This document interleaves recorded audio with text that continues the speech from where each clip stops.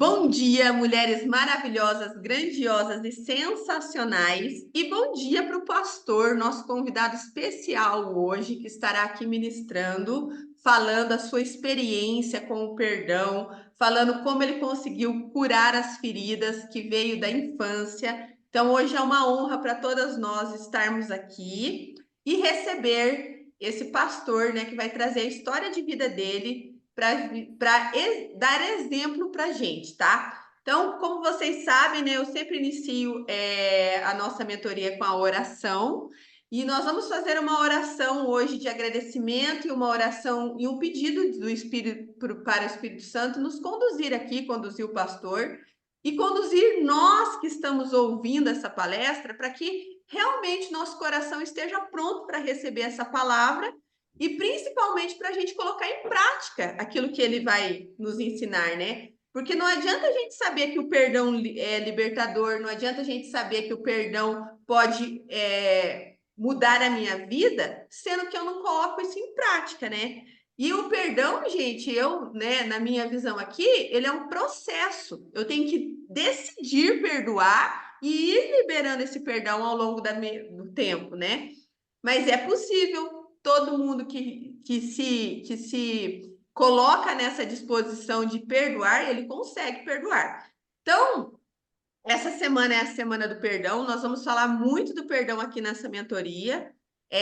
Já estou, né, tentando trazer pessoas para falar sobre as feridas do perdão. Estou até tentando o próprio pastor mesmo, né? Quem sabe não consigo que ele faça uma série aqui para nós. E hoje é uma grande oportunidade para a gente colocar a nossa vida, o nosso coração num estado de humildade mesmo, para entender que cada um fez o que podia fazer, era o máximo que ele podia dar para a gente, e que cabe a mim só aceitar e perdoar. Então, gente, eu vou dividir a tela aqui com vocês, né, para a gente fazer a oração inicial, e daí eu já passo a palavra ao pastor.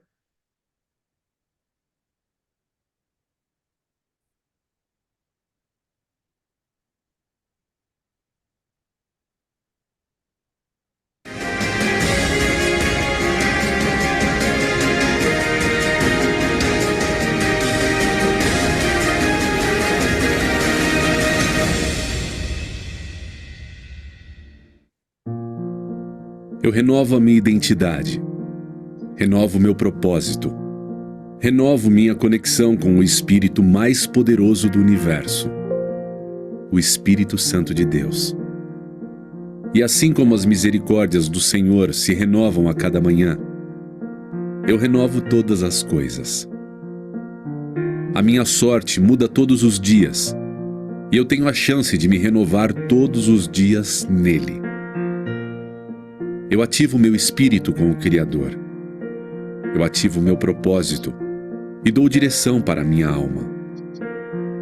A minha alma governa sobre as minhas emoções, domina as minhas vontades e domina completamente o meu corpo. O meu corpo vai desfrutar do melhor desta terra, mas será tudo em obediência debaixo da governança da minha alma, e guiada pelo meu espírito, e guiado pelo Espírito de Deus. Pensa numa coisa que você quer que seja baixado o download agora. Hoje eu vou dar atenção plena para os meus filhinhos, para minha esposa, meu sogro, minha sogra, e vou curtir a natureza como nunca antes. Vou curtir os animais, vou curtir o rio, vou curtir tudo que é natural no dia de hoje. Eu me desconecto de várias coisas que têm tomado minha mente e meu precioso tempo. Eu vou me conectar em coisas que são naturais.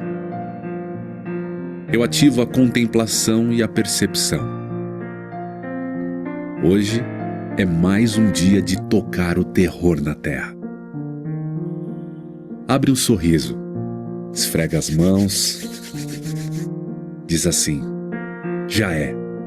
Tamo junto até depois do fim. Pai, nós queremos pedir que o Senhor nos conduza hoje, que teu Espírito Santo esteja aqui, conduzindo o pastor, conduzindo as meninas, para que ouçam e realmente deixem essa palavra entrar no coração delas, que nós todas possamos liberar o perdão. Perdão daquilo que a gente nem sabe que precisa perdoar. Tantas coisas no nosso subconsciente que vão ficando ali acumuladas e a gente não quer olhar, porque olhar vai doer, mas nos ajuda a ter coragem de olhar para isso e liberar o perdão e entender que cada um só fez o que podia fazer, cada um só entregou o que podia entregar, era o máximo que ele podia fazer. E que nós possamos realmente entender isso do fundo do coração e amar como Jesus amou e aceitar como Jesus aceitou e viver como Jesus viveu. Em nome de Cristo, amém. Então, pastor, estamos recebendo as pessoas aqui, estamos muito felizes de ter o senhor aqui conosco e eu passo a palavra ao senhor. Pode começar. Ok, então, bom dia a todos. Não me conhecem, o meu nome é Roberto, sou o esposo da pastora Gil. Tá dando para ouvir, Cris? Sim, tá dando pastor, para ouvir? perfeito, perfeito. Ok.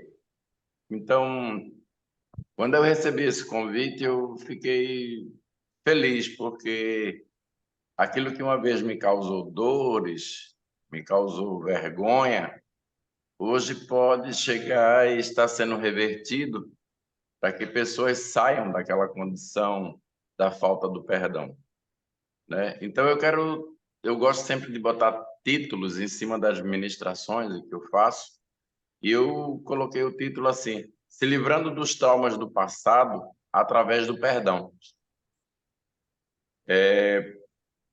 Há um texto na palavra de Deus que está escrito em Mateus, capítulo 18, versículos do 21 ao 35. Pedro, ele se aproxima de Jesus e pergunta assim para Jesus: Senhor, quantas vezes eu tenho a necessidade de perdoar o meu irmão? Até 7 vezes? Então Jesus ele vai e lhe responde assim: olha, não te digo que 7 vezes, mas até 70 vezes 7. A gente precisa entender, deu alguma coisa errada aqui. Não, pastor, aqui está perfeito. Tá? Tá joia. Então, a gente precisa entender que a gente não perdoa porque a gente quer. Ninguém sai por aí dizendo assim: hoje eu vou perdoar. A gente perdoa porque a gente precisa. E o perdão, ele é uma escolha. Eu escolho, eu decido perdoar, para que eu não fique preso dentro desse passado, porque vai se passar os tempos e quando a gente der por conta, já se foram dias, já se foram meses e já se foram anos, a gente carregando dentro de nós algo tão terrível que é a falta do perdão. Aí a Bíblia começa também a falar a respeito de um homem que devia para o seu patrão 10.000 talentos. E o patrão chama a sua presença e quando ele chega, o patrão pede: olha, dá-me aí, paga-me aquilo que você me deve. E ele chega e diz: olha, eu não tenho como lhe pagar. Então o patrão vai e ordena que os seus servos lá peguem aquele homem e o coloquem em prisão até que ele pague.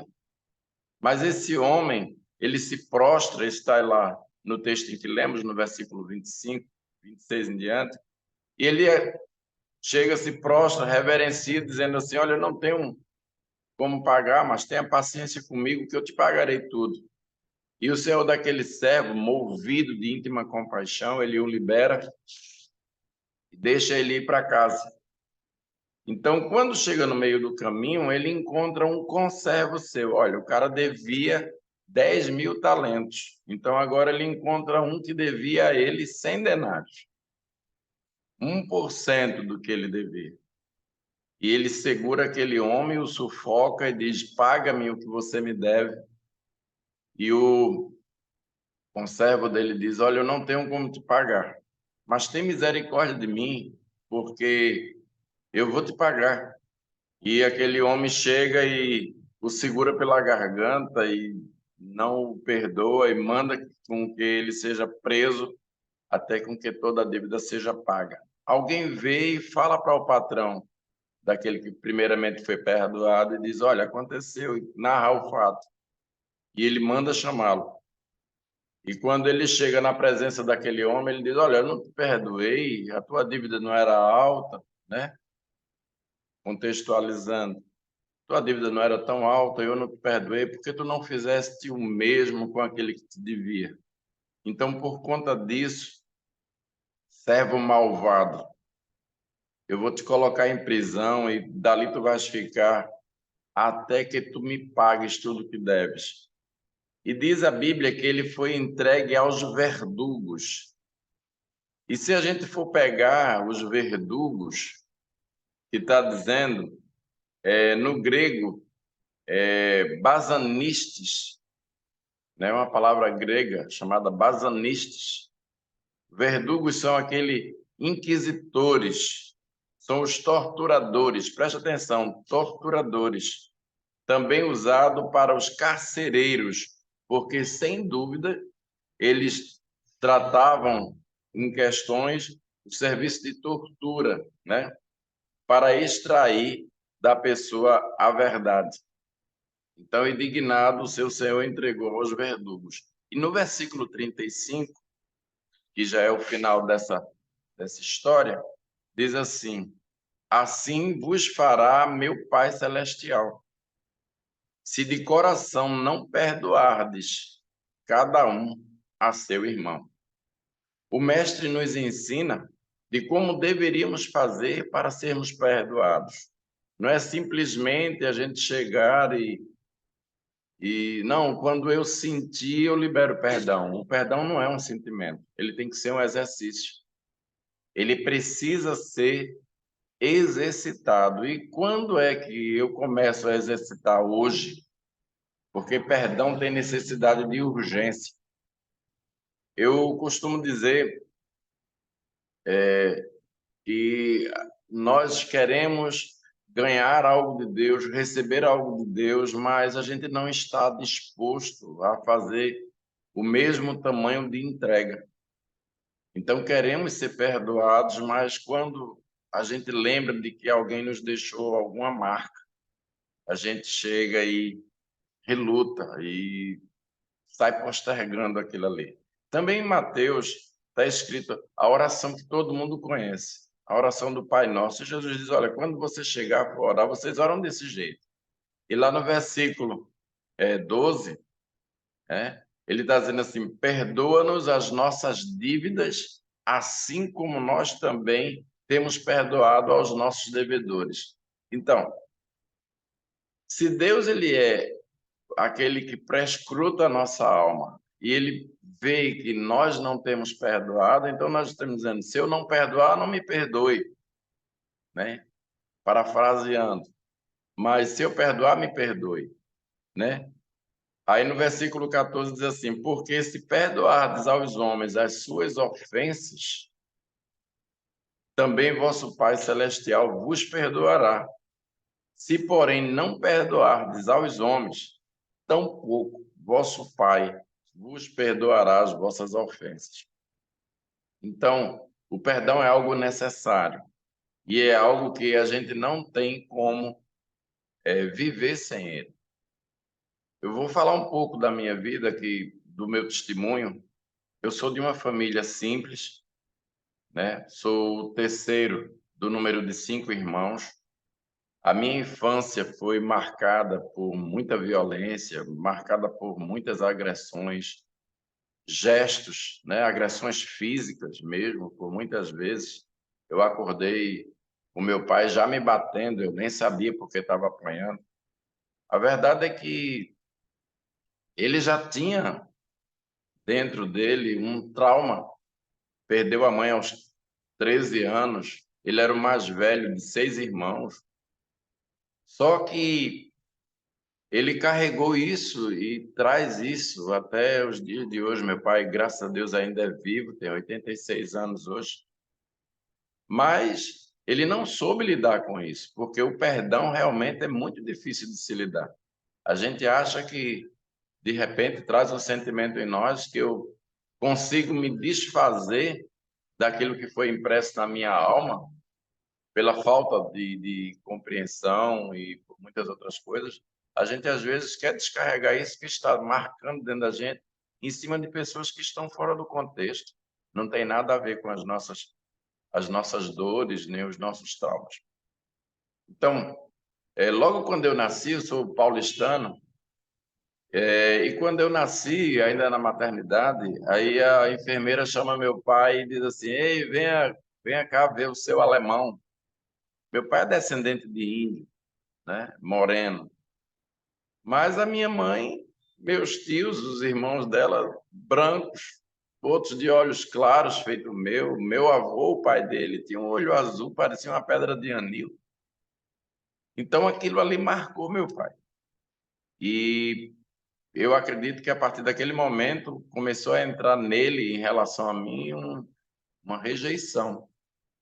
E por conta disso, eu acho que ele via que eu precisava ser maltratado.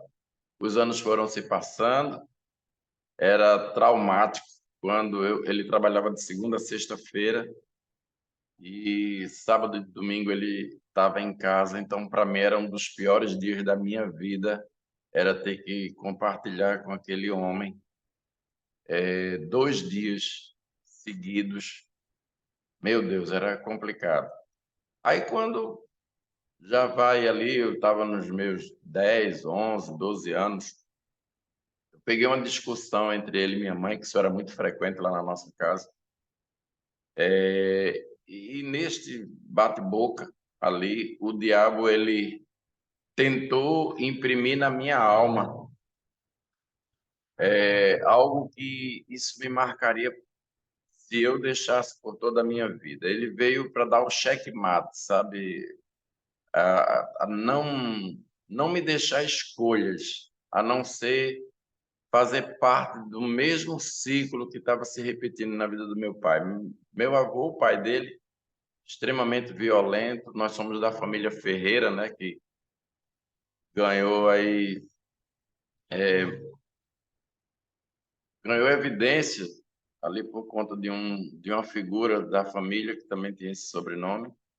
Aí meu pai vem com esse também espírito de violência e o diabo estava querendo imprimir em mim essa violência ali e tá.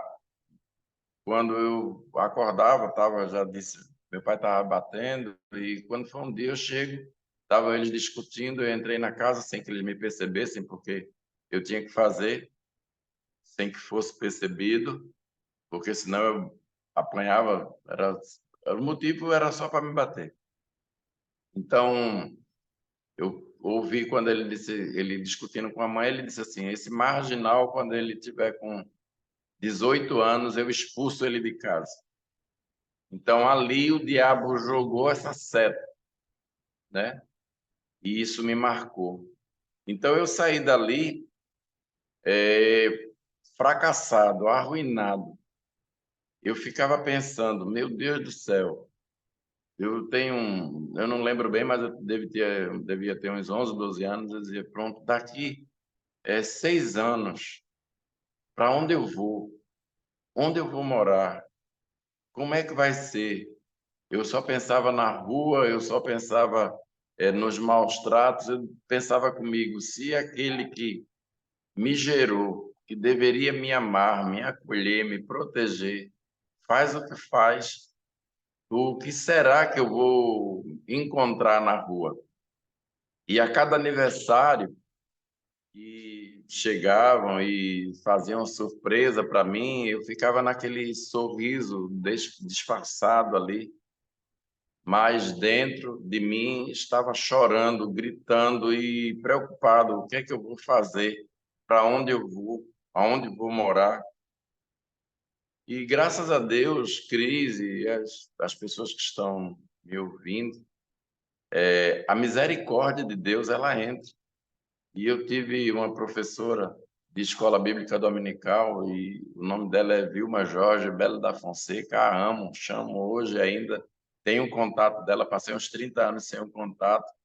mas quando eu peguei o contato dela, procurei me encontrar com ela, tenho ela na minha agenda e a chamo de mãe, converso com ela toda semana e se um dia ela for ver essa gravação, um beijo, sabe que eu a amo. Então essa mulher, ela me emprestava o ombro dela.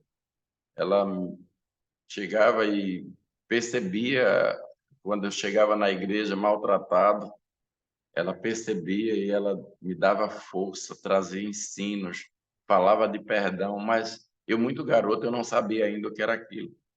E isso me atormentava dia e noite, por não saber como lidar, pela pouca idade, a inexperiência de um garoto, né? Por 2 vezes tentei o suicídio através de envenenamento, mas aí mais uma vez vem misericórdia de Deus, a minha irmã mais nova que eu, 2 anos, ela se agarrava comigo, gritava e era como se eu tivesse ali naquele momento de tanta angústia fora de mim. E quando eu me dava por mim, por conta dos muitos gritos dela, nós morávamos num sítio, ela abraçada comigo e ela gritando: meu irmão, por favor, não faz isso. Como serão as nossas vidas sem você? Quando nós precisarmos de você, quem é que vai nos ajudar? A quem nós vamos chamar? Então, aquilo ali era como se eu estivesse voltando a mim e eu passava ali horas chorando ali, angustiado e sem saber como lidar com tudo isso, né? E eu percebi a bobagem que eu estava prestes ali a fazer. Então, como eu disse, meu pai trabalhava de segunda a sexta-feira e algumas vezes ele me chamava para jogar damas. Na primeira vez, eu até pensei comigo, poxa, eu acho que meu pai está querendo ser meu amigo. Ele agora está me chamando para uma situação que era o que eu mais queria, era relacionar-me com ele. Aí tudo bem, colocava o tabuleiro de dama sobre as pernas, vocês sabem como funciona, empurrar as pedras ali. E como eu não tinha amigos, porque na visão dele, né, o amigo dos filhos são os pais. Mas moravam uns primos meus próximos ali e a diversão que eu tinha era jogar damas ou então brincar dos carrinhos de lata que na época a gente fazia. Então, com isso fui ganhando alguma habilidade que também não era muita coisa. E ganhar do meu pai era fácil, porque ele também não tinha tempo para jogar, nunca fez isso. Então, quando eu começava ali a capturar algumas pedras dele e que finalizava a partida, meu pai, na primeira vez, meu pai me deu um tapa tão violento no rosto que eu caí da cadeira com tabuleiro e tudo. E ele disse: não faz nada na vida, por isso que está jogando desse jeito. Se tivesse alguma ocupação, não estaria assim. Aí eu fui me levantando para ser ele: volte, sente e vamos jogar novamente. Aí eu arrumei as pedras, o rosto banhado em lágrimas e estávamos ali mais uma vez, reiniciando uma nova partida. Então, eu pensava comigo, se eu ganhar, eu vou apanhar novamente. Então, eu deixava, às vezes, ele capturar algumas peças minhas ali e deixava ele finalizar a partida. Então, ele, mais uma vez, ele bateu no meu rosto, que eu caí novamente, e ele disse: está facilitando para mim, eu não preciso da sua ajuda. Então, era muito constrangedor, isso era coisa que acontecia com muita frequência. Daí, as situações elas iam acontecendo e eu fui começando a ficar garoto, 12, agora 13 anos, e eu pensava comigo assim, eu não posso chegar e carregar isso para o resto da vida. Eu tenho que finalizar isso.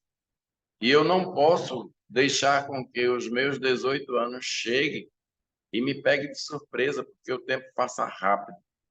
Então, eu chegava e começava ali agora a me programar para sair de casa antes dos 18 anos. Então, chamei essa senhora, que era minha professora de escola dominical, e eu disse a ela, olha, eu vou sair de casa antes dos 18 anos, eu vou trabalhar, vou ganhar dinheiro. Havia uma garota na igreja lá, de que eu despertava, coisa de criança, né? Despertei um sentimento por ela, disse, vou voltar, vou casar com fulana e daí vou seguir minha vida. Então, ela comentou com uma outra pessoa e eu sei que isso chegou aos ouvidos do meu pai. E quando eu cheguei um dia da escola dominical, então ele me chamou para conversar. Na verdade, ele me chamou para me espancar e disse, vai apanhar por conta disso. E foi lá e mais uma vez me bateu. E através de situações, eu fui começando a ficar já um rapazinho com 13, 14 anos.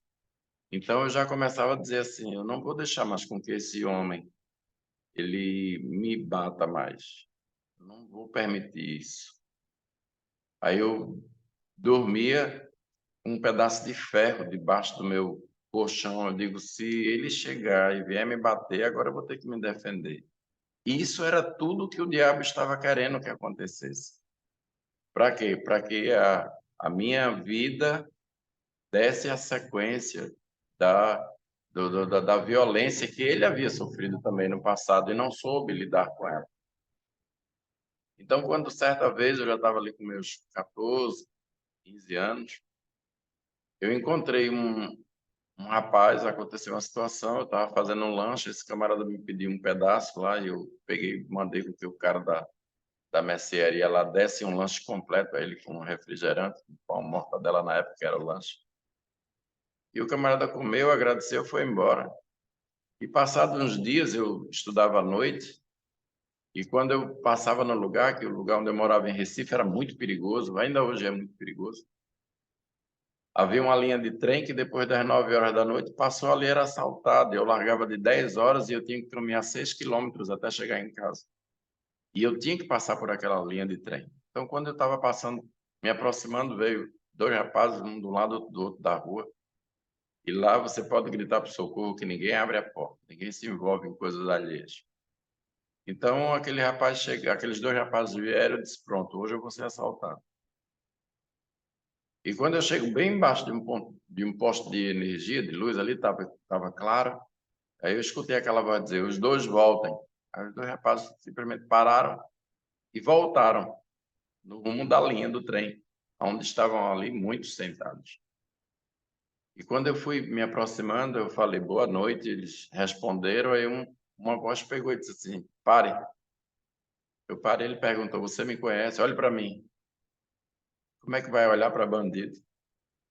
Eu levantei a vista rápido, baixei, ele disse, olhe para mim. Então eu olhei, ele disse, está lembrado de mim? Eu disse que não, ele contou a história. Eu estava lá, estava fazendo um lanche, eu pedi um pedaço, você mandou com que colocasse um lanche inteiro para mim. Aí falou para os amigos dele ali, esse cara aqui, ele entra e sai qualquer hora do dia ou da noite, ninguém mexe com ele, nem com quem estiver com ele. Aí todo mundo ali me deram as boas-vindas naquele grupo ali, eu saí adorando a Deus ali, porque saí com os meus pertences e saí vivo. Tá. Dias depois, a gente já estava ali, já quando largava cedo da escola, eu digo, chegar cedo em casa para quê? Né? Então eu ia e ficava sentado naquela linha de trem ali, junto com eles, ouvindo a conversa deles tal, e vendo que naquele mundo, embora no mundo da criminalidade, eles eram felizes, não sei como.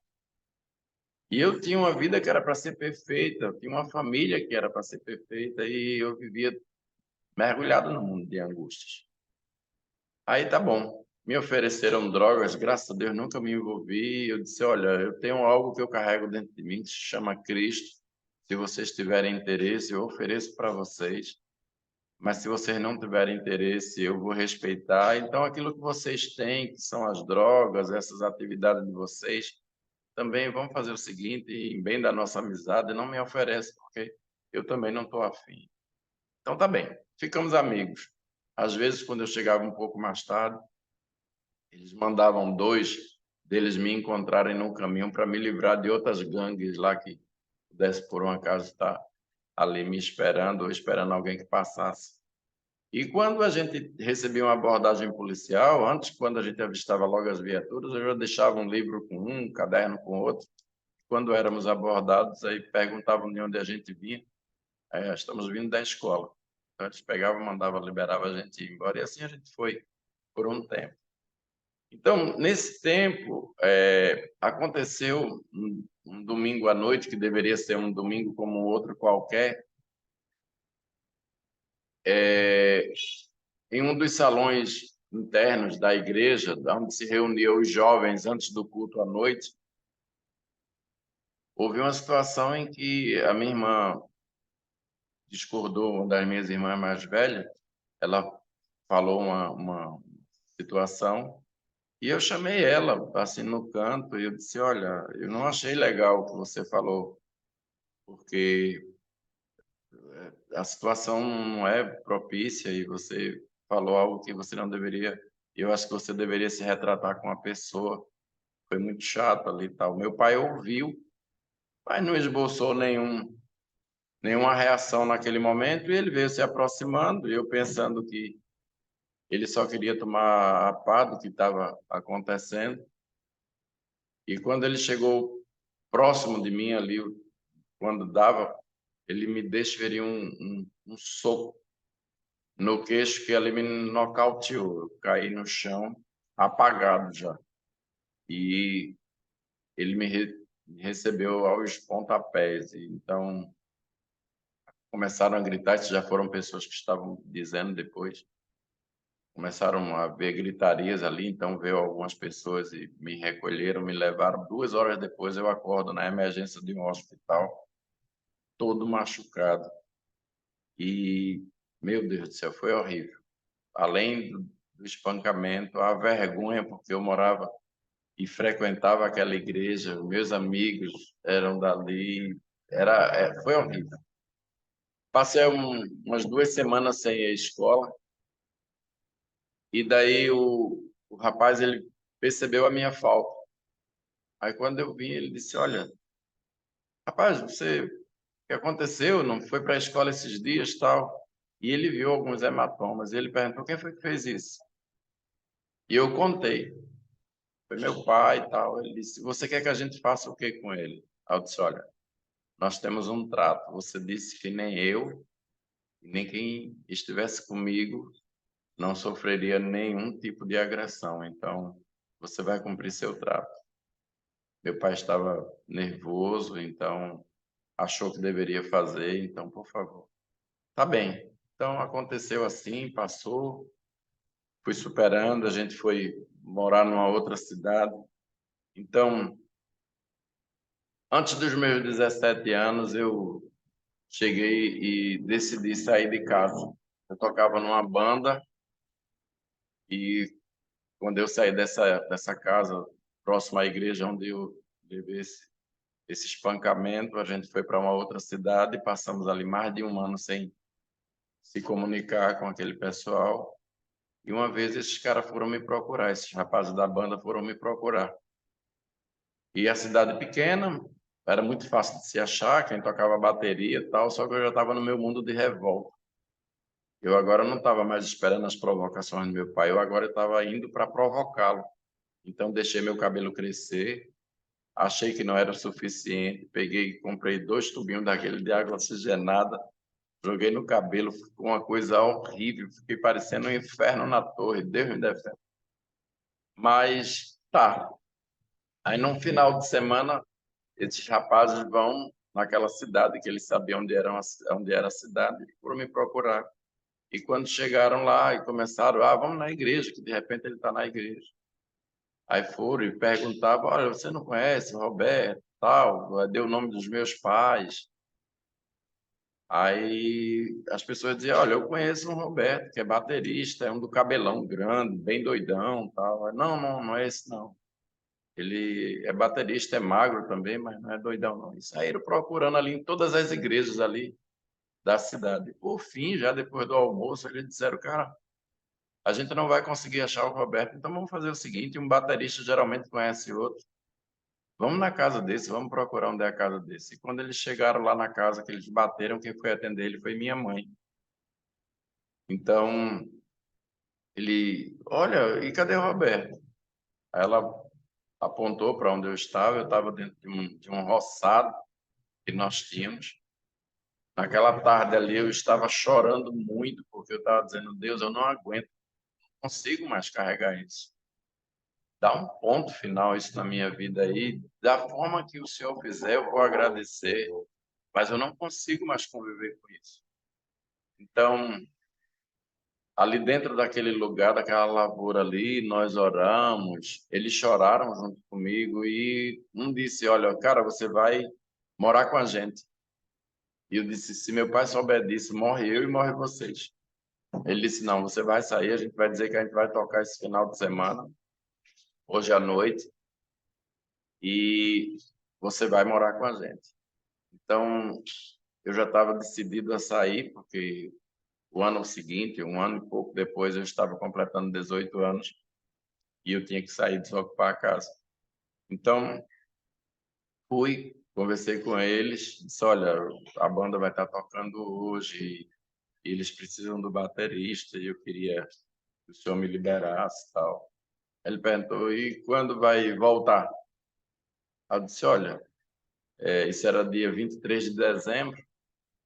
Eu disse, vai ser aí esse finalzinho de ano. Já em janeiro eu vou ter que ir me inscrever no Exército. Então, não sei como é que vai ficar os exames lá, para não ter que estar indo e voltando. Acho que uns 15 dias dá certo. Então, a verdade é que peguei 2 camisas, 2 calças e botei dentro de uma sacola e saí. Antes de sair, eu escrevi com o batom da minha irmã no espelho do guarda-roupa dela. Depois eu volto para pegar minhas coisas.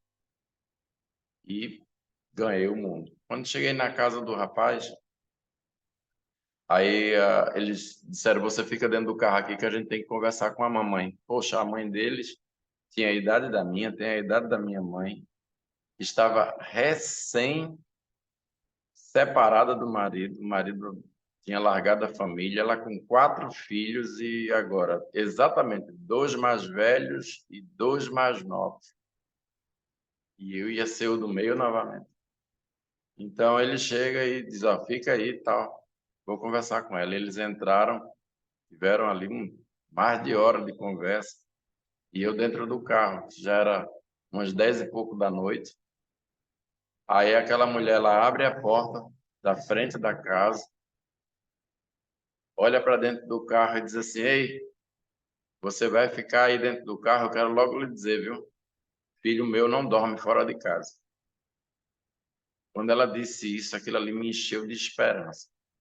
Então, ela veio, me recebeu, me abraçou e disse, seja bem-vindo, você é da família e tal.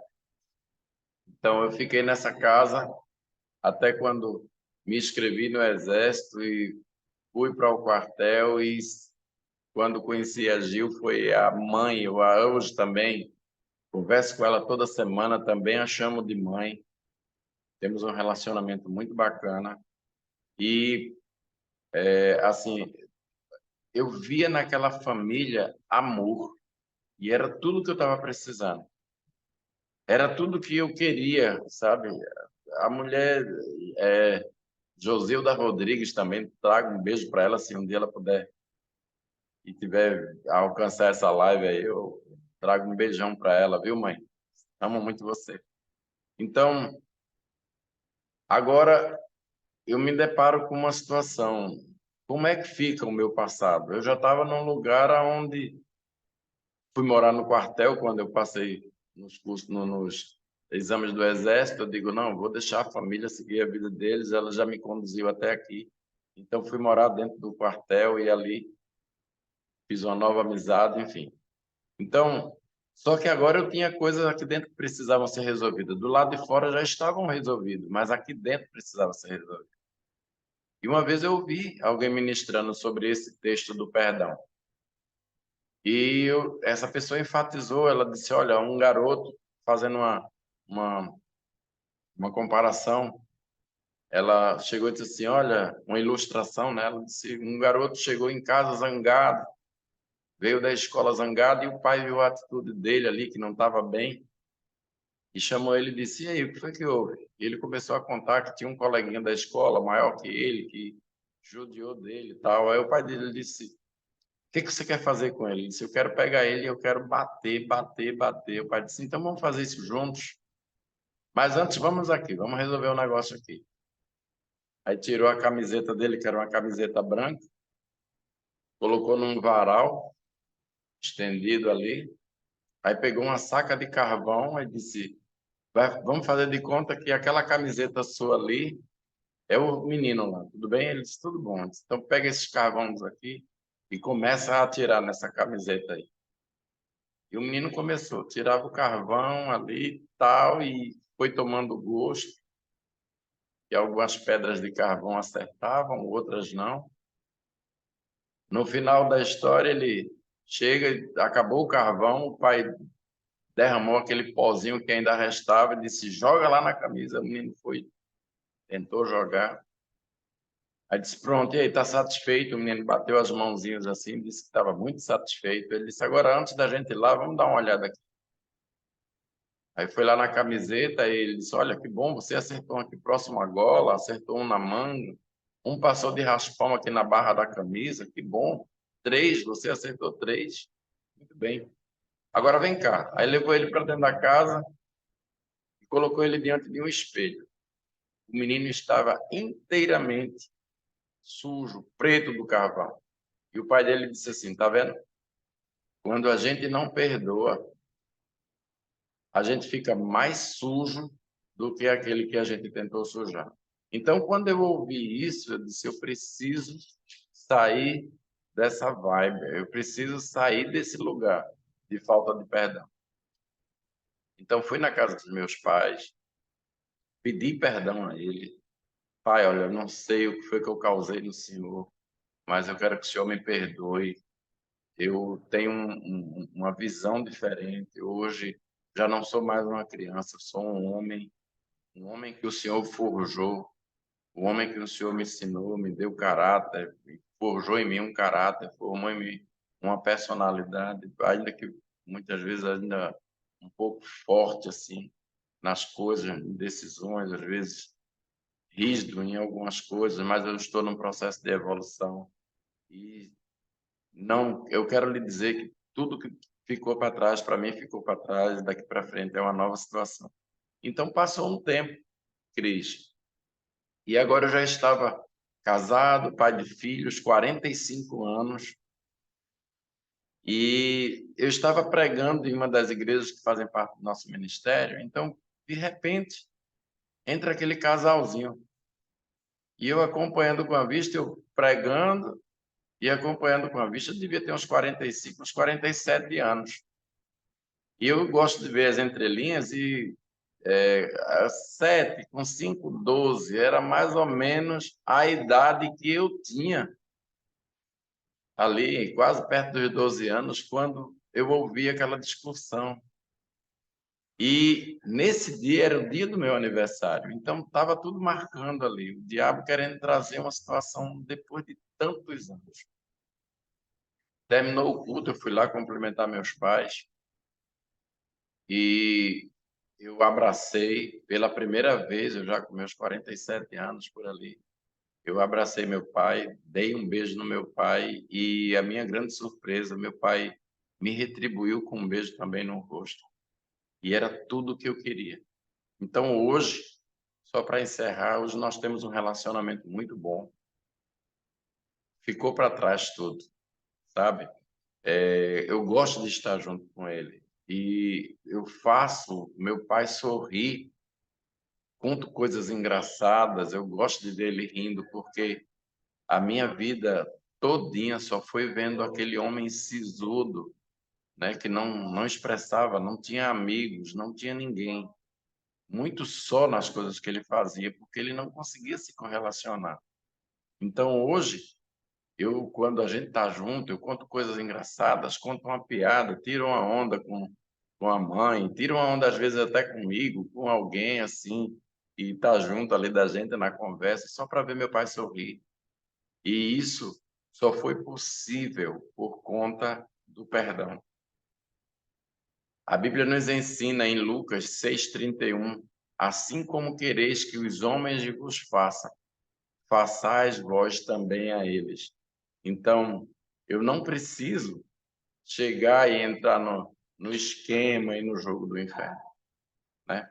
E só para encerrar, Cris, quando eu estava ainda nesses processos assim, eu ouvi uma música, A Força do Perdão, e eu recomendo, você vai conseguir também sair desse lugar, você que precisa sair desse lugar, né, da falta de perdão. É Sérgio Lopes, o nome do cantor, e o nome da música é A Força do Perdão.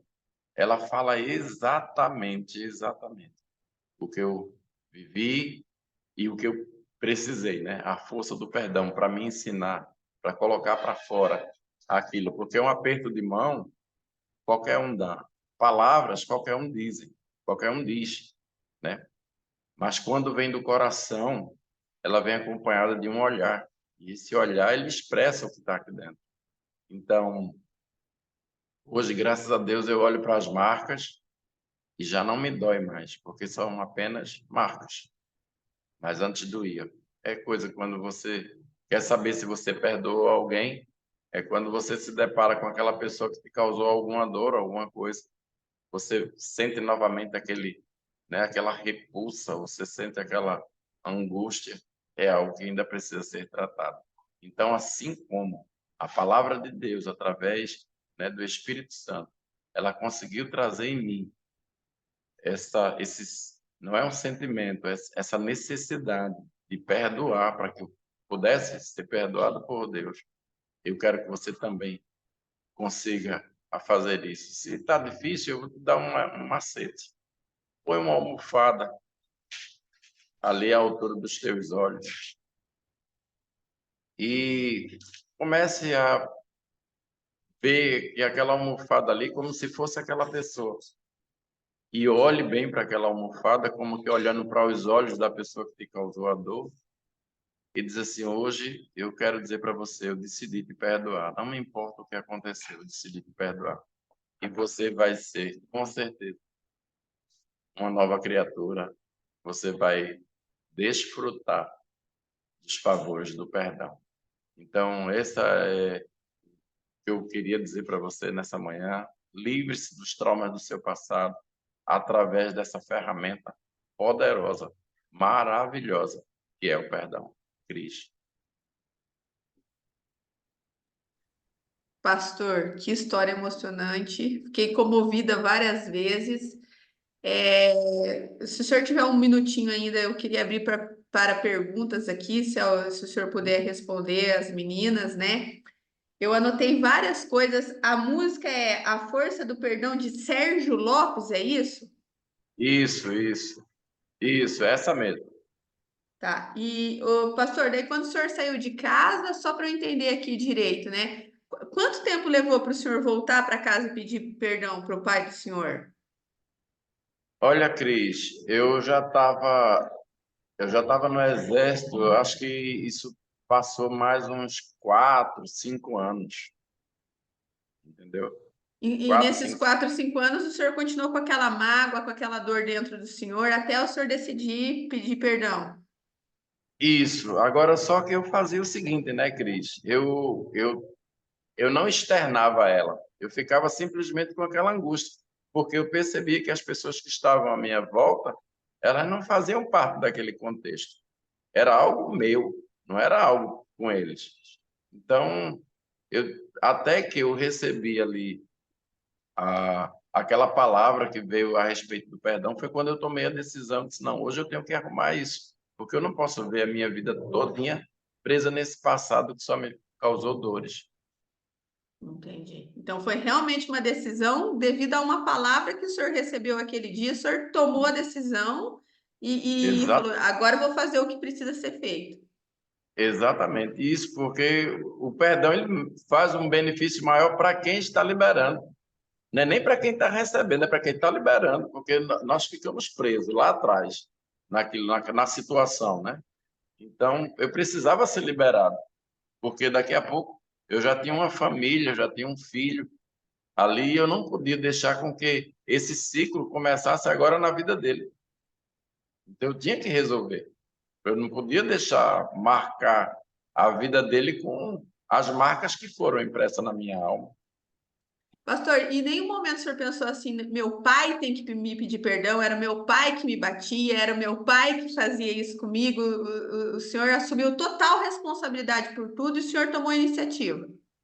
Isso, porque eu vi o texto, né? O que você quer que os homens vos façam, façais vós a eles.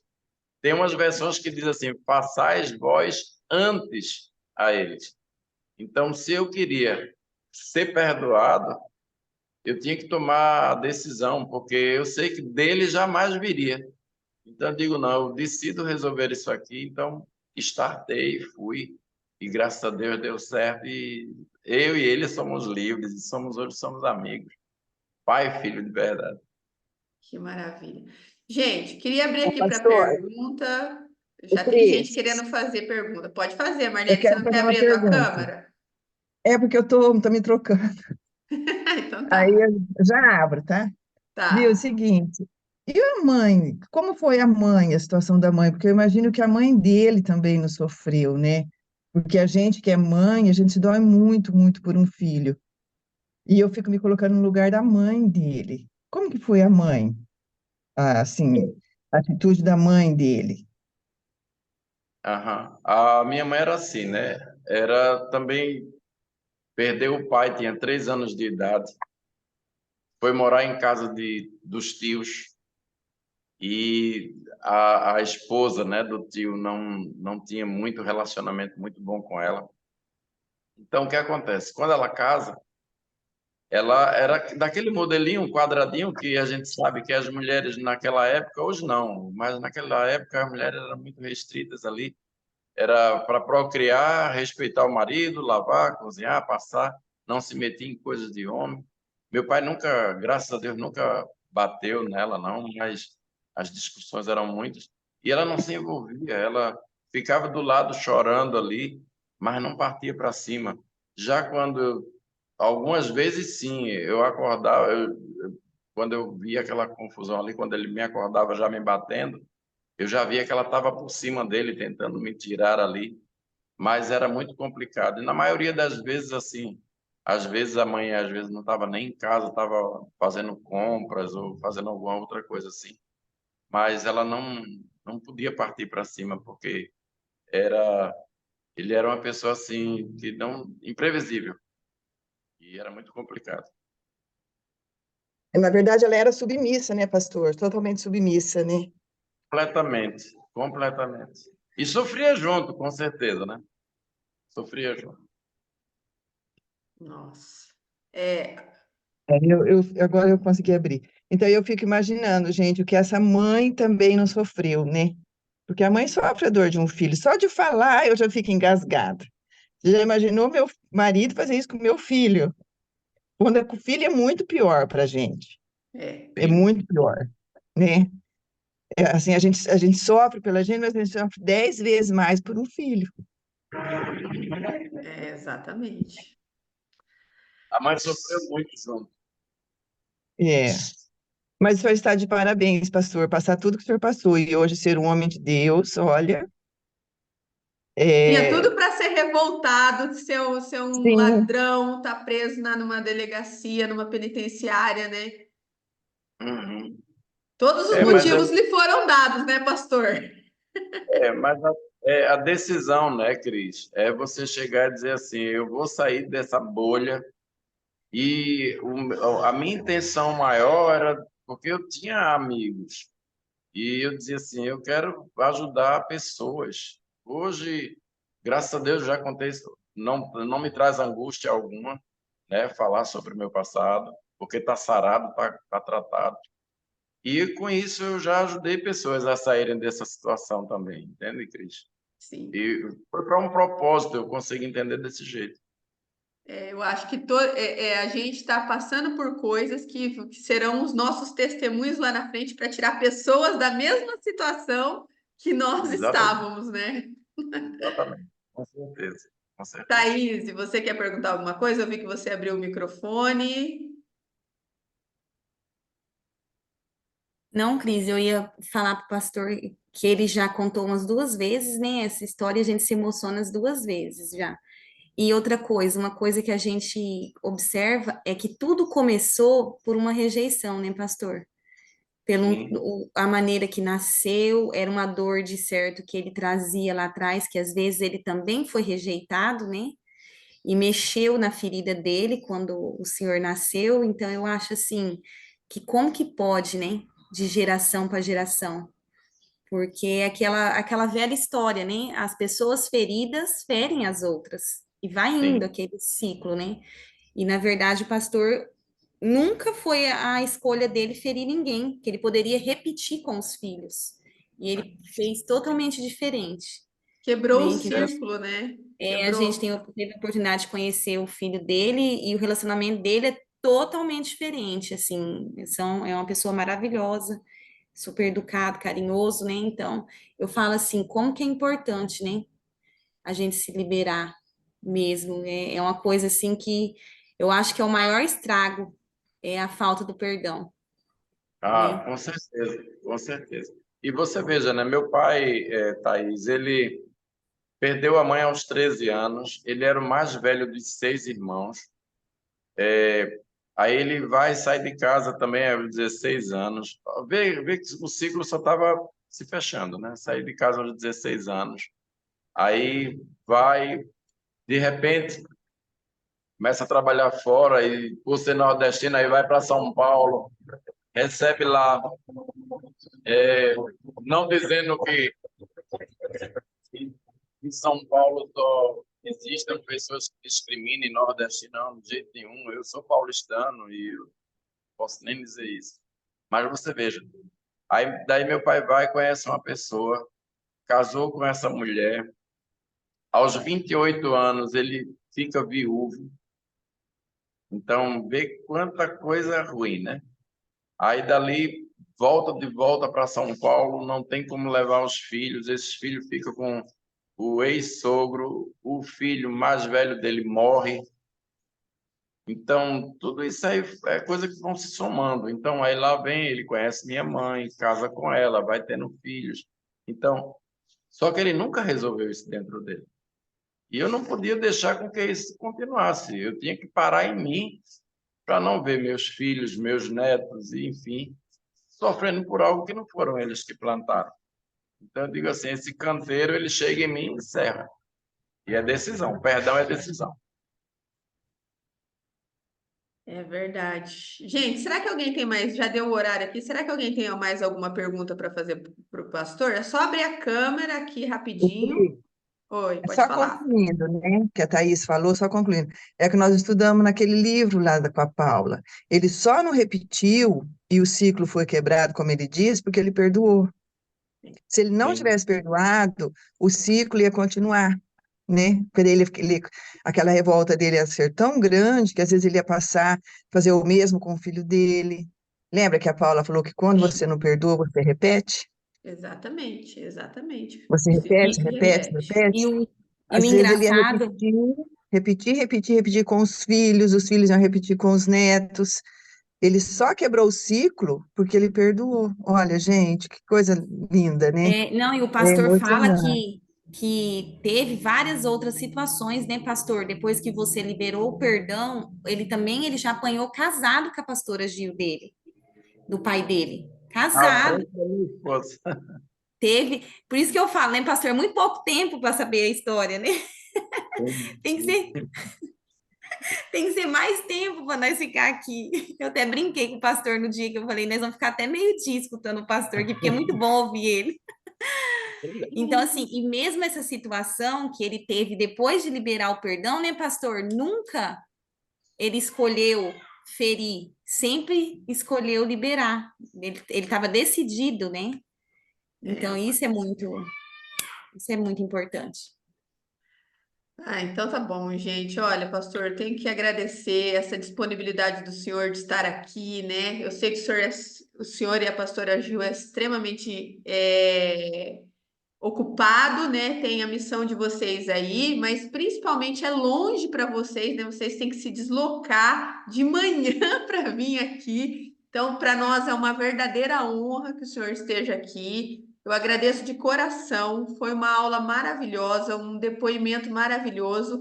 Logo, logo vou passar para o senhor a gravação aí, para o senhor, né, homenagear as pessoas aí que o senhor homenageou, que vai estar no YouTube, qualquer pessoa vai poder assistir.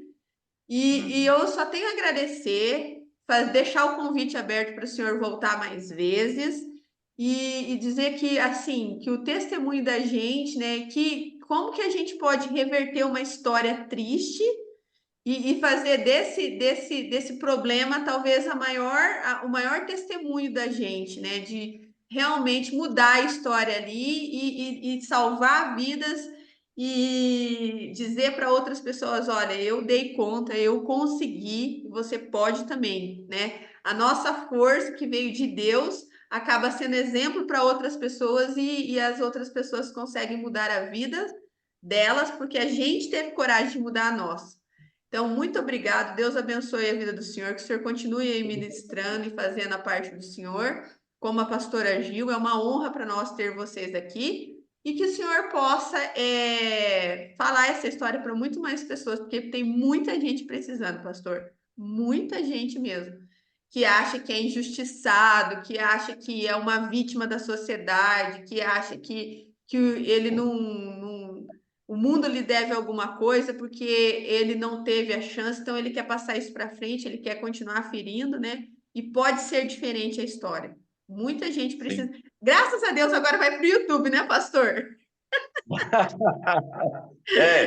Valorizar, né, Cris? Vamos divulgar isso aí, gente, passar para outras pessoas, porque a história pode ser diferente. É uma decisão que vai fazer a diferença entre o você viver a repetição daquilo que você já viveu ou construir uma nova história, né?